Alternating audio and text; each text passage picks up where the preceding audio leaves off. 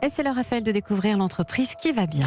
Et cette entreprise, eh bien, c'est la maison Dutriez. Bonjour Anne Dutriez. Bonjour. Merci d'être avec nous. Vous avez repris l'entreprise de vos grands-parents, mais l'histoire démarre bien avant. On est en 1879. À l'époque, elle s'appelle la Lorraine. Et alors, moi, je ne sais pas si c'est une légende, mais il paraît que la confiture de groseille épépinée est née d'un caprice d'un roi qui raffolait de la confiture, mais qui ne supportait pas d'avoir les petits pépins dans la bouche. C'est exact. C'était un duc, en fait, qui a exigé de la confiture de groseille sans les pépins. C'était qui ? C'était le duc Robert. Le duc Robert. Et d'où Bar-le-Duc ? C'était lui ? Oui. D'accord. Donc, vous êtes basé à Bar-le-Duc et c'est comme ça que commence la confiture épépinée à la plume d'oie. Qu'est-ce que ça a comme spécificité ?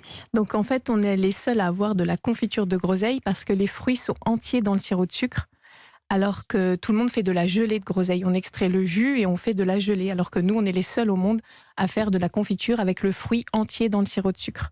Donc, vous prenez le fruit, vous nous Oui. en avez apporté pour ceux qui nous suivent sur europe1.fr. Oui. Alors, vous allez le couper. on coupe chaque groseille avec une paire de ciseaux Oui. en laissant 2 mm de tige.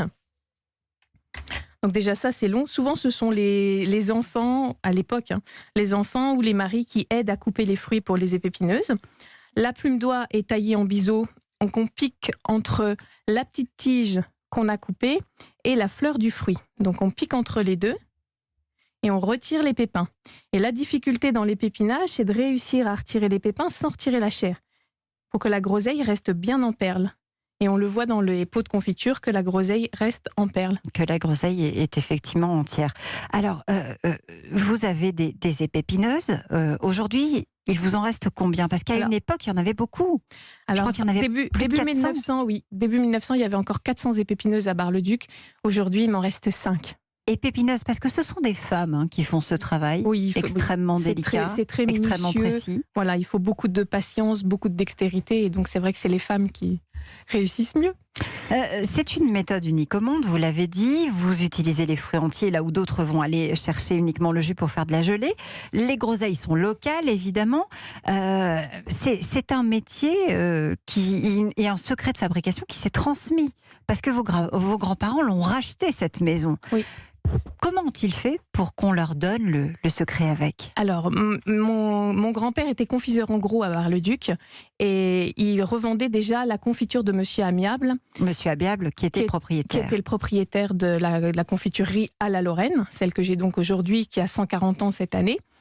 Et Monsieur Amiable a choisi, en fait, mon grand-père pour lui transmettre et lui vendre le secret de fabrication. Donc, Il vend en 1974, c'est ça, ça. Vos grands-parents reprennent Oui. en 1974. Et vous, depuis toute petite, vous êtes allée dans... tous les étés, j'allais les aider à fabriquer parce que ça a commencé il y a 25-30 ans. C'était à peu près vers le 14 juillet. Donc, tous les étés, j'allais aider mes grands-parents à fabriquer la confiture. J'avais pas le droit de faire tout ce que je voulais. Il fallait je retirais les pépins que les épépineuses avaient oubliés. Et seulement après, j'ai pu faire plus de choses. Et donc, voilà, j'ai les aidés tous les étés. C'était une passion. Aujourd'hui, vous produisez 5 à 6 000 pots par an, c'est ça la moyenne ? C'est ça. Il y a eu un désamour dans les années 70 de la confiture. Après la Deuxième Guerre mondiale, en fait, où ça a eu un déclin. Et Monsieur Amiable, d'ailleurs, a racheté les confitureries qui fermaient les unes derrière les autres, donc pour en faire qu'une à la Lorraine. Et c'est celle que mon grand-père a rachetée en 1974. Oui, parce que votre grand-père, à l'époque, il en faisait 30 000, c'est ça ? Et il y avait une grosse moitié qui partait aux États-Unis ? Oh oui, il y avait 2000 pots qui partaient tous les 2 mois aux États-Unis, en 1974. Notre coach, Laurent Choin. Déjà, le coach, je dois vous dire merci, parce que pour m'aider à préparer cette émission, il y a la fée Ludivine qui vient de Bar-le-Duc. Et là, tout est dedans. Bar-le-Duc, la maison du Trier, Monsieur Amiable. Enfin, on a l'impression d'être dans un formidable Les Enfants du Marais, un film fantastique. Derrière, pour autant, il y a une notion de qualité qui est intéressante. Vous avez un label, et ce label, vous l'avez consciemment recherché. Il vous permet d'avoir accès à des marchés autres que juste les individus qui viennent vous acheter des confitures à la ferme, c'est-à-dire que vous traitez avec des grands restaurants.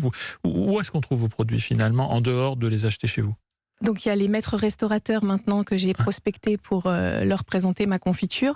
Donc oui, effectivement, avec le label Entreprise du patrimoine vivant, c'est une belle reconnaissance. Après, j'essaie en fait de prospecter un peu partout les épiceries fines de luxe. Et puis aussi, mon objectif là, c'est de partir redévelopper aux États-Unis.